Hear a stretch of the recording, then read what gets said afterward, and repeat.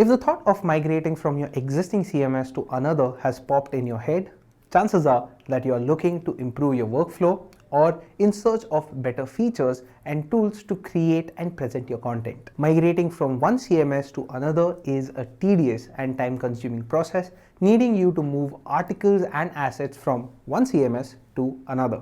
Any mistake in this migration process could cause broken links, broken integrations, and have the potential to impact your traffic and SEO efforts. It's time to pause and consider these factors before you go ahead with the migration. What's the reason driving the need to migrate to a new CMS? It is important to first identify the main reason for changing your existing CMS. Is your existing CMS unable to handle your growing traffic?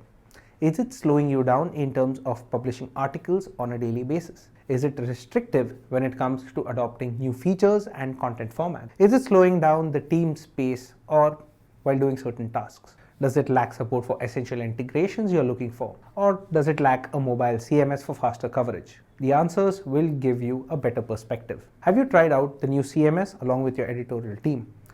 Now, does the new CMS have a similar or improved workflow for your writers to improve their publishing speed? Can the new CMS simplify your workflow in any way? I would recommend you take a demo of the new CMS to gauge how it can impact your publishing speed.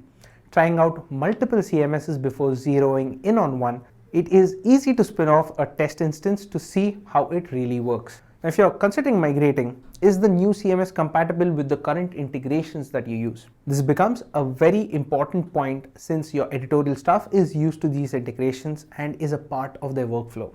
For example, you need to carry over your MailChimp newsletter integration or say your Izuto push notification integrations. Ensure that these will work with the new CMS.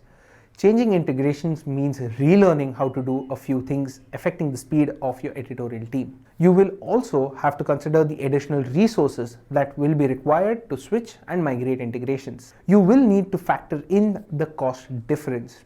Compare the cost of continuing to use the existing CMS versus migrating to a new one. When calculating, you will need to consider the cost of migration, training your writers, integration costs, implementation costs. Just comparing the monthly billing of these CMSs would not be the right approach. So say you're finally zeroed in on a CMS. Since you will be migrating your content from one CMS to another, you might experience some downtime. Having a clear idea of how much downtime will help you plan it better. Will it lead to any loss during the migration? Knowing this is essential.